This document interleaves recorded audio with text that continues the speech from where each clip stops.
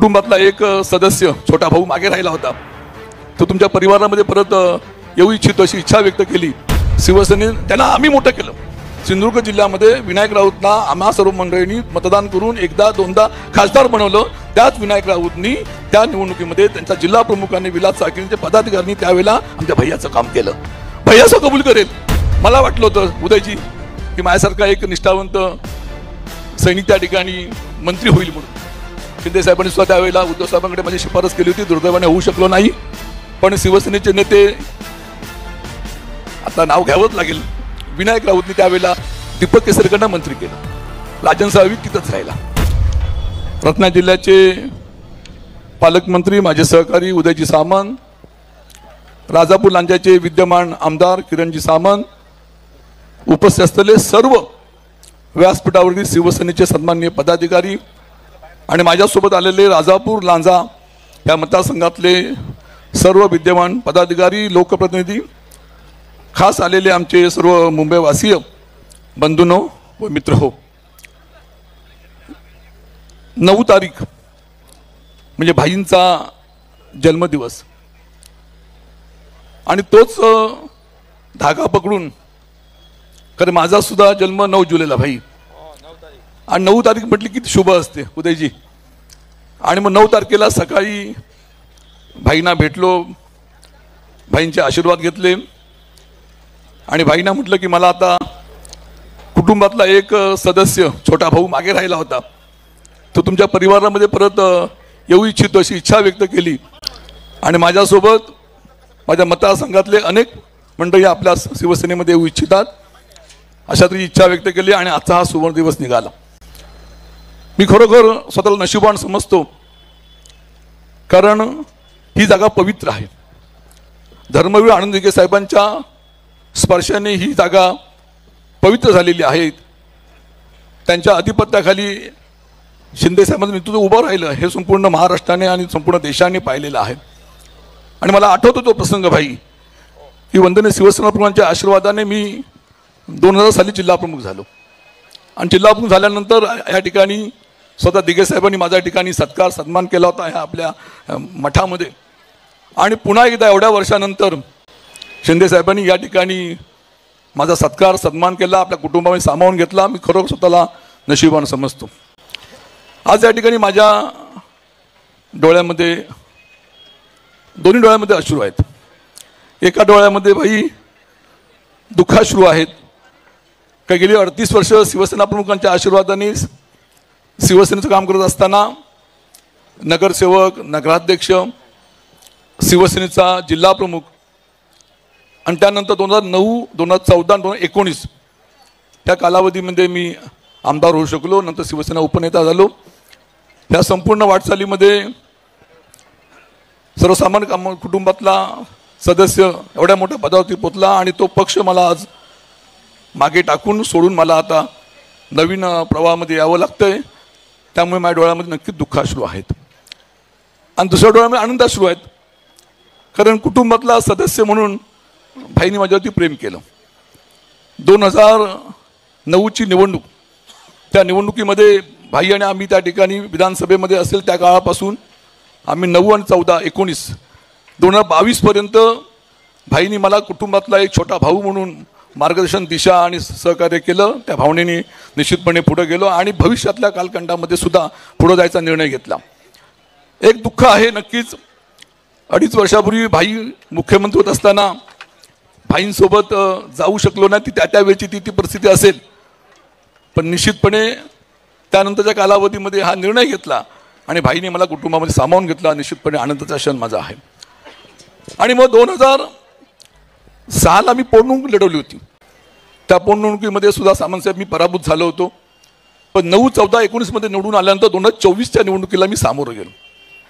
2024च्या निवडणुकीत सामोरं जाताना मला पराभवाला सामोरं जावं लागलं. ह्याला जबाबदार कोण हा प्रश्न नक्की आतापर्यंत मी आपल्यासमोर मांडलेला आहे.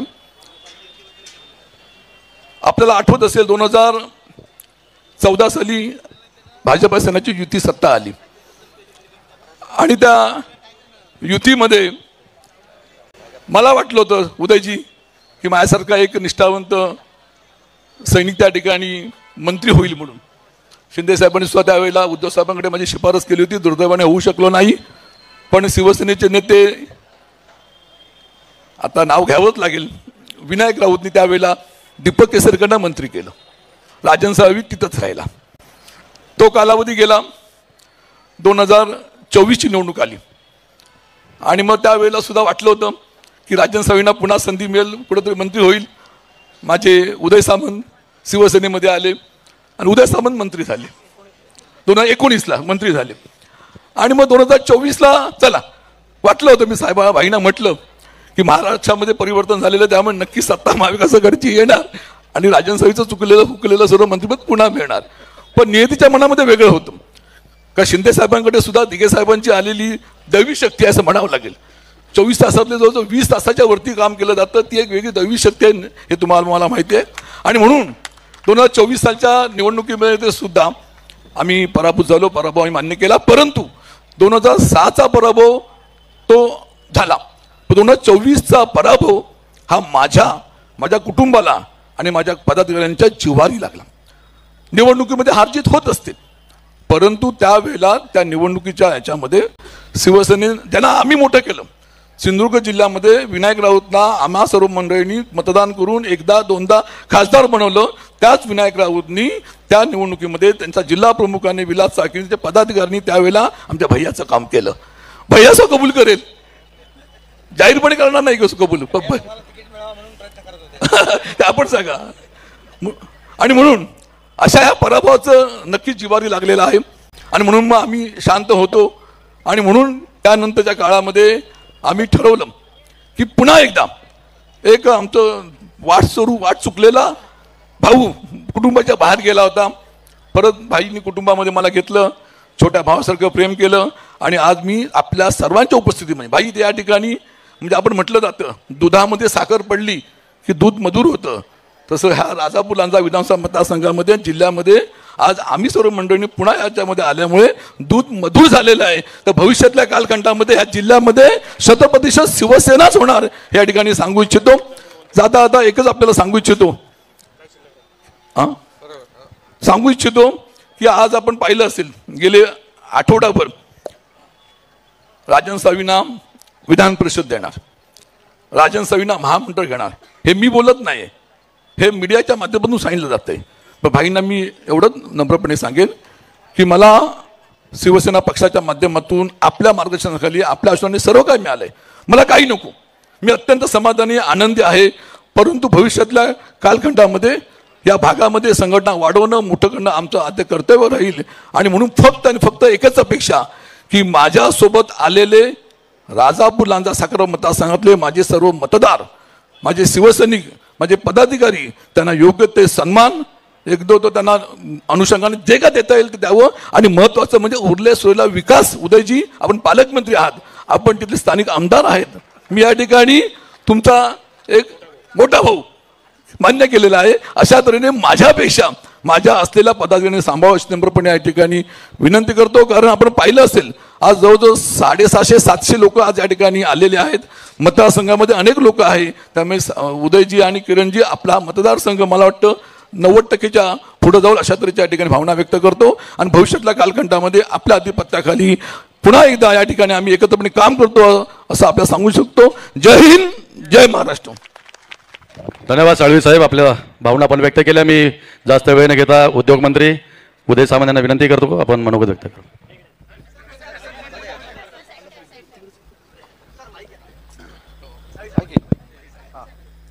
रत्नागिरी जिल्ह्यातील राजापूर लांजाचे माजी आमदार राजन साळवी यांनी शिवसेना ठाकरे गटाला धक्का देत उपनेतेपदाचा राजीनामा दिला होता. त्यानंतर काल साळवी यांनी काही कार्यकर्त्यांबरोबर उपमुख्यमंत्री एकनाथ शिंदे यांच्या उपस्थितीत शिवसेनेत प्रवेश केलाय. ठाण्यातील आनंद आश्रम येथे हा कार्यक्रम पार पडला. राजन साळवी यांचा या पक्षप्रवेश उद्धव ठाकरे यांच्यासाठी मोठा धक्का असल्याचं मानलं जात आहे. शिवसेना पक्षात प्रवेश केल्यानंतर उपस्थित शिवसैनिकांना संबोधित करताना राजन साळवी म्हणाले की मी स्वतःला नशीबवान समजतो, कारण ही जागा पवित्र आहे. धर्मवीर आनंद दिघे यांच्या स्पर्शाने ही जागा पवित्र झाली आहे. आज माझ्या दोन्ही डोळ्यांमध्ये अश्रू आहेत, एका डोळ्यामध्ये दुःख अश्रू आहेत.